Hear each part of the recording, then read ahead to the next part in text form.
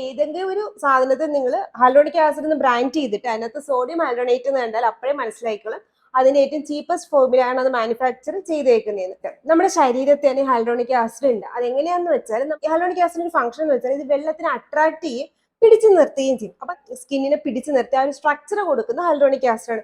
ഈ മുറിവൊക്കെ ഉണ്ടാവുന്നതിന് ആ മുറിവിന് ഹീൽ ചെയ്യാനും നമ്മൾ ഹൈലൂറോണിക് ആസിഡ് ഹെൽപ്പ് ചെയ്യും. കാരണം നമ്മുടെ നേറ്റീവ് ഹൈലൂറോണിക് ആസിഡ് സ്കിൻ കെയറിന് വേണ്ടി നമ്മൾ യൂസ് ചെയ്യുന്ന ഹൈലൂറോണിക് ആസിഡ് നമ്മൾ വ്യത്യാസം എന്താന്ന് വെച്ചാൽ ഇപ്പൊ കോമൺ ആയിട്ട് നിങ്ങൾക്ക് ഒരു ഡൗട്ട് എന്താണെന്ന് വെച്ചാൽ പിന്നെ നമ്മുടെ ശരീരത്തുള്ള ഹൈലൂറോണിക് ആസിഡ് മാത്രം പോരെ, പുറത്തുനിന്ന് ഹൈലൂറോണിക് ആസിഡ് കൊടുക്കണം. അപ്പൊ ഡെർമീസിലോട്ട് വഴി നമ്മൾ കുറച്ച് ഹൈലൂറോണിക് ആസിഡ് കൊടുക്കുമ്പോഴാണ് നമുക്ക് സ്കിന്നിന് ഒരു പ്ലംബിംഗ് എഫക്ട്, ഞാൻ പറയും കുടുകുടാനുള്ള എഫക്ട് ആണ്. കാരണം നമ്മൾ ഹൈലൂറോണിക് ആസിഡ് പ്രോപ്പർ ആയിട്ടുള്ള രീതിയിൽ യൂസ് ചെയ്തില്ല എന്നുണ്ടെങ്കിൽ അതിന് നേരെ നെഗറ്റീവ് ഫലം വരും. ഞാൻ തൊട്ടെടുക്കും. അത് കാരണം ട്രാൻസ് എപ്പിഡെർമൽ വാട്ടർ ലോസ് നമ്മുടെ സ്കിന്നിൽ ഉണ്ടാവും. അപ്പം നമ്മൾ ഹൈഡ്രേഷന് വേണ്ടിയാണ് ഹൈലൂറോണിക് ആസിഡ് കൊടുക്കുന്നതെങ്കിൽ അതിന്റെ നേരെ നെഗറ്റീവ് ഫലം നമുക്ക് കിട്ടും. അതായത് നമ്മൾ ഹൈലൂറോണിക് ആസിഡ് അവിടെ നിൽക്കട്ടെ, സാധാരണ ഒരു മോയിസ്ചറൈസ്ഡ് ഫേസിൽ അപ്ലൈ ചെയ്യുമ്പോഴും ഒരു ചെറിയ വെറ്റ് ആൻഡ് ഡാം സ്കിന്നിൽ വേണം മോയിസ്ചറൈസർ നിങ്ങൾ അപ്ലൈ ചെയ്യാൻ.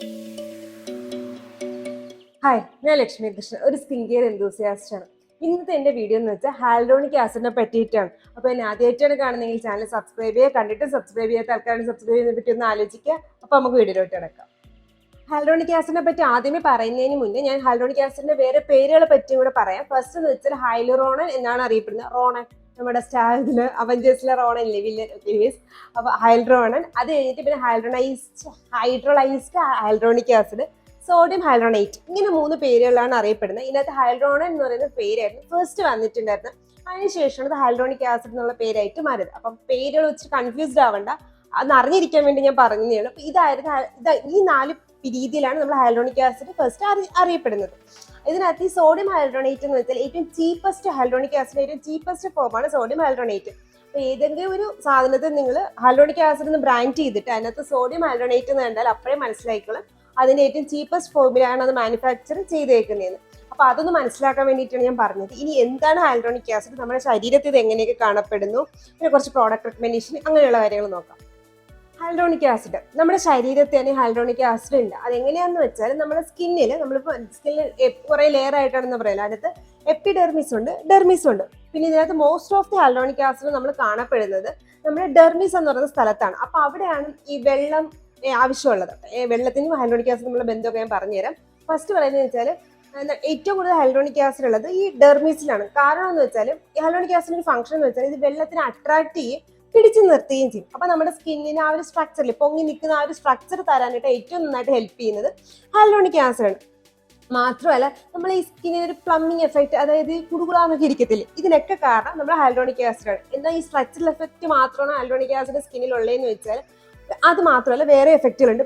പിന്നെ സാധാരണ ഹൈലൂറോണിക് ആസിഡിനേക്കാളും നേറ്റീവ് ഹൈലൂറോണിക് ആസിഡ്, അതായത് നമ്മുടെ ശരീരത്തുള്ള ഹൈലൂറോണിക് ആസിഡ് 1000 times മോർ വാട്ടറിനെ പിടിച്ചു നിർത്താൻ പറ്റും. അതായത് സാധാരണ ഹൈലൂറോണിക് ആസിഡ്, അതായത് നമ്മൾ സ്കിൻ കെയറിൽ യൂസ് ചെയ്യുന്ന ഹൈലൂറോണിക് ആസിഡിലാണെങ്കിൽ ഒരു 100 times ആണെങ്കിൽ വാട്ടറിനെ പിടിച്ചു നിർത്താൻ കഴിയുന്നെങ്കിൽ നമ്മുടെ ശരീരത്തിൽ നാച്ചുറലി ഉള്ള ഹൈലൂറോണിക് ആസിഡ് 1000 times വാട്ടറിനെ പിടിച്ചു നിർത്താൻ ഹെൽപ്പ് ചെയ്യും. അപ്പം ഇതിനകത്ത് നമ്മുടെ ശരീരത്തിൽ എവിടുന്ന വാട്ടർ വരുന്നതെന്ന് വെച്ചാൽ നമ്മൾ കഴിക്കുന്ന ആഹാരത്തിൽ കൂടെയൊക്കെ വരുന്ന വാട്ടർ വെച്ചിട്ട് 1000 times നമ്മുടെ സ്കിന്നിനെ പിടിച്ചു നിർത്തി ആ ഒരു സ്ട്രക്ചർ കൊടുക്കുന്ന ഹൈലൂറോണിക് ആസിഡ് ആണ്.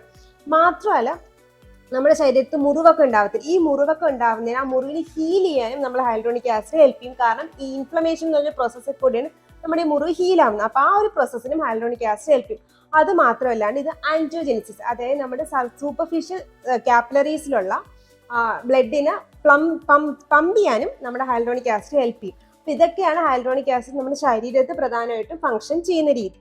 അപ്പൊ ഞാൻ നേറ്റീവ് ഹൈലൂറോണിക് ആസിഡിനെ പറ്റി പറഞ്ഞല്ലോ, അതായത് നമ്മുടെ ശരീരത്തിലുള്ള ഹൈലൂറോണിക് ആസിഡ്. അപ്പൊ നമ്മുടെ നേറ്റീവ് ഹൈലൂറോണിക് ആസിഡ് സ്കിൻ കെയറിന് വേണ്ടി നമ്മൾ യൂസ് ചെയ്യുന്ന ഹൈലൂറോണിക് ആസിഡ് നമ്മൾ വ്യത്യാസം എന്താന്ന് വെച്ചാൽ നമ്മുടെ നേറ്റീവ് ഹൈലൂറോണിക് ആസിഡിന്റെ മോളിക്കുലർ വെയിറ്റ് കുറച്ച് കൂടുതലാണ്. പക്ഷെ നമ്മുടെ സ്കിൻ കെയറിൽ യൂസ് ചെയ്യുന്ന ഹൈലൂറോണിക് ആസിഡിന്റെ മോളിക്കുലർ വെയിറ്റ് ഭയങ്കര കുറവാണ്. പക്ഷെ നമ്മുടെ സ്കിന്നിലോട്ട് ഒരു സാധനം അബ്സോർബ് ചെയ്യണമെങ്കിൽ നമുക്ക് അതിന്റെ മോളിക്കുലർ വെയിറ്റ് കുറച്ചാൽ മാത്രമേ അത് അബ്സോർബ് ചെയ്യത്തുള്ളൂ. പക്ഷെ നേറ്റീവ് ഹൈലൂറോണിക് ആസിഡ് നമ്മുടെ സ്കിന്നകത്ത് ഉള്ളത് തന്നെയല്ലേ, അപ്പൊ പുറത്തുനിന്ന് അബ്സോർബ് ചെയ്യേണ്ട ആവശ്യമില്ലല്ലോ. അതുകൊണ്ട് തന്നെ അതിന്റെ മോളിക്കുലർ വെയിറ്റ് വളരെ കൂടുതലാണ്. അപ്പൊ അത് രണ്ടുമാണ് നേറ്റീവ് ഹൈലൂറോണിക് ആസിഡും സാധാരണ ഹൈലൂറോണിക് ആസിഡും തമ്മിലുള്ള വ്യത്യാസം. പിന്നെ രണ്ടാമത്തേന്ന് വെച്ചാൽ ഞാൻ ഓൾറെഡി പറഞ്ഞില്ലേ, നമ്മുടെ നേറ്റീവ് ഹൈലൂറോണിക് ആസിഡ് നമ്മുടെ ഡെർമീസിലാണ് കാണുന്നതെന്ന്. പക്ഷെ നമ്മുടെ സ്കിൻ കെയറിലോട്ട് യൂസ് ചെയ്യുന്ന ഹൈലൂറോണിക് ആസിഡ് എപ്പോഴും നമ്മുടെ എപ്പിഡെർമിസ് വരെ ഫസ്റ്റ് ലെയർ കഴിഞ്ഞ് മാത്രം വരെ അബ്സോർബ് ചെയ്യത്തുള്ളൂ. ഡെർമിസിലോട്ട് പോവത്തില്ല. നമ്മളെ എത്ര മോളിക്കുലർ ലെവൽ കുറച്ചാൽ പോലും. അത് ഹൈലൂറോണിക് ആസിഡ് എത്ര ലോ മോളിക്കുലർ, അത്രയും കുറച്ച് മോളിക്കുലർ വെയിറ്റിലോട്ട് എത്തിക്കാൻ പറ്റിയിട്ടില്ല. റിസർച്ച് നടക്കുന്നേ ഉള്ളൂ, ബട്ട് സ്റ്റിൽ നമുക്ക് അങ്ങോട്ട് എത്തിക്കാൻ പറ്റിയിട്ടില്ല. അതുകൊണ്ട് നമ്മൾ എന്തായാലും ഡെർമിസ് വരെ സാധാരണ സ്കിൻ കെയറിലുള്ള ഹൈലൂറോണിക് ആസിഡ് എത്തത്തുള്ളൂ. അപ്പൊ ഇപ്പൊ എനിക്കറിയാം, ഇപ്പൊ കോമൺ ആയിട്ട് നിങ്ങൾക്ക് ഒരു ഡൗട്ട് എന്താണെന്ന് വെച്ചാൽ, പിന്നെ നമ്മുടെ ശരീരത്തുള്ള ഹൈലൂറോണിക് ആസിഡ് മാത്രം പോരെ, പുറത്തുനിന്ന് ഹൈലൂറോണിക് ആസിഡ് കൊടുക്കണം.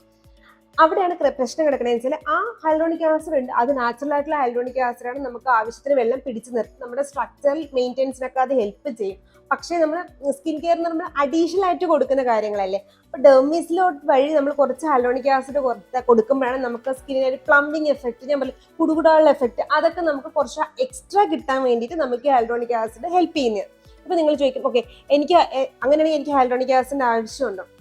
അത് അവിടെ അടുത്ത വസ്തു കിടക്കുന്നത്. എല്ലാവർക്കും ഹൈലൂറോണിക് ആസിഡിന്റെ ആവശ്യമില്ല. ഭയങ്കര ഡൾ അല്ലെങ്കിൽ എക്സ്ട്രീംലി ഡ്രൈ സ്കിൻകാർക്ക്, അങ്ങനെയൊക്കെ ഉള്ള ആൾക്കാർക്ക് മെയിനായിട്ടും ഹൈലൂറോണിക് ആസിഡിന്റെ ആവശ്യമുള്ളൂ. സ്കിൻ്റെ ഫേസിൽ വരുമ്പോൾ, പിന്നെ ലിപ്പ് ചുണ്ട് ഒരുപാട് ഡ്രൈ ആയിട്ടിരിക്കുന്ന ആൾക്കാർ, അല്ലെങ്കിൽ ചുണ്ട് കുറച്ച് പ്ലംബിങ് എഫക്റ്റ് ഒക്കെ വേണമെന്നുള്ള ആൾക്കാർക്ക്, അവർക്കൊക്കെ നമുക്ക് ഹൈലൂറോണിക് ആസിഡ് ഉപയോഗിക്കാം.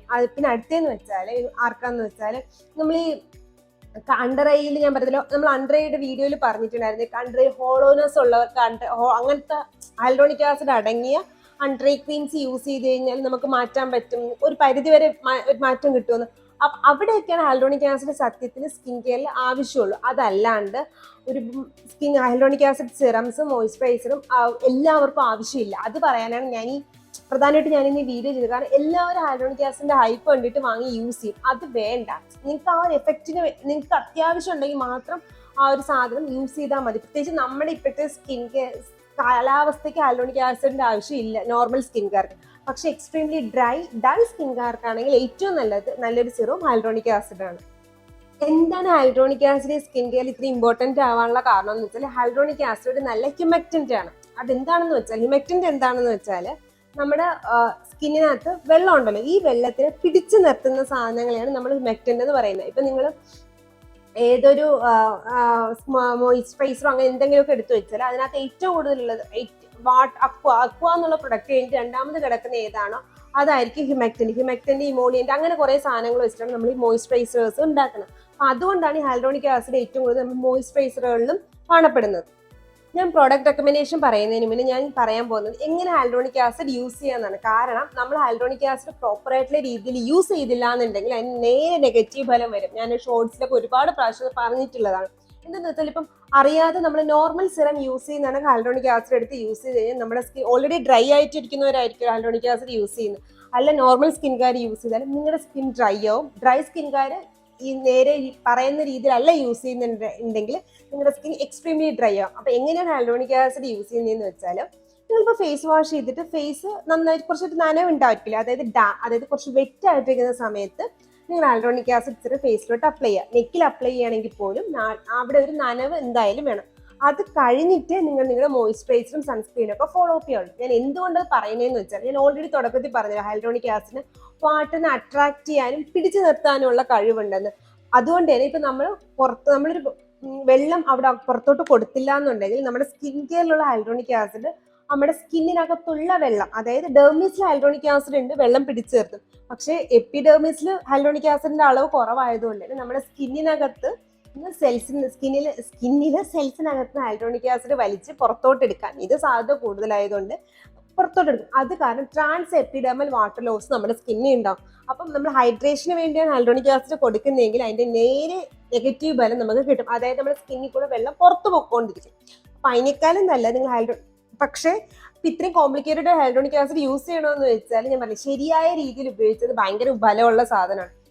അപ്പൊ നിങ്ങൾ കുറച്ച് നനവുള്ള സ്കിന്നിലാണ് നമ്മൾ ഹൈലൂറോണിക് ആസിഡ് കൊടുക്കുന്നെങ്കിൽ ആ നനവിനെ ഇത് പിടിച്ചു നിർത്തിയിട്ട് നമ്മുടെ സ്കിൻ നല്ല സൂപ്പർ പ്ലംബി ഹൈഡ്രേറ്റിംഗ് ആയിട്ട് നിർത്താൻ ഹെൽപ്പ് ചെയ്യും. അപ്പൊ ഞാൻ ഒന്നും കൂടെ പറയാം, നനവുള്ള സ്കിന്നിൽ, അതായത് വെറ്റ് ഡാം സ്കിന്നിൽ മാത്രമേ ഹൈലൂറോണിക് ആസിഡ് അപ്ലൈ ചെയ്യാവുള്ളൂ. ആരും ഫേസ് വാഷ് ചെയ്തിട്ട് ടവലിട്ട് നന്നായിട്ട് ഡ്രൈ ആക്കി, അതായത് നമ്മൾ വിറ്റാമിൻ സി അപ്ലൈ ചെയ്യുന്ന പോലെ അല്ലെങ്കിൽ റെറ്റിനോൾ അപ്ലൈ ചെയ്യുന്ന പോലെ ആരും ഹൈലൂറോണിക് ആസിഡ് അപ്ലൈ ചെയ്യരുത്. ഹൈലൂറോണിക് ആസിഡ് മെയിൻലി 1%, 1.5%, 2% വരെയാണ് നമ്മൾ നോർമലി കാണാറുള്ള സെറത്തിൽ. ഇപ്പം ഞാൻ നോർമലി മറ്റുള്ള സ്കിൻ കെയർ ഇൻഗ്രീഡിയൻസ് യൂസ് ചെയ്യുമ്പോൾ ഞാൻ പറയാം എപ്പോഴും ലോ പെർസെൻറ്റേജ് സ്റ്റാർട്ട് ചെയ്യാം. പക്ഷേ ഹൈലൂറോണിക് ആസിഡിന് അങ്ങനൊരു പ്രശ്നം ഇല്ല. അപ്പൊ അതുകൊണ്ട് തന്നെ നമുക്ക് ഹൈലൂറോണിക് ആസിഡ് 1 തുടങ്ങാം അല്ലെങ്കിൽ 1.5 തുടങ്ങാം, അത് നിങ്ങൾ ഇഷ്ടം.